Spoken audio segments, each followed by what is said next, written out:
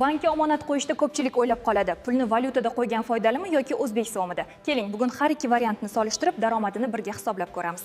Hozirgi kunda banklarda AQSh dollaridagi omonatlar bo'yicha foiz stavkasi o'rtacha 6% ni tashkil qiladi. 2024-2025 yillarda dollar kursi avval o'sib, keyin pasaygani sababli valyutadagi omonat daromadi kurs dinamikasiga qarab o'zgaradi. Agar siz bankka 10 000 AQSh dollari omonat qo'ysangiz, 1 yil oxirida o'rtacha 6% bilan 10 600 dollar bo'ladi.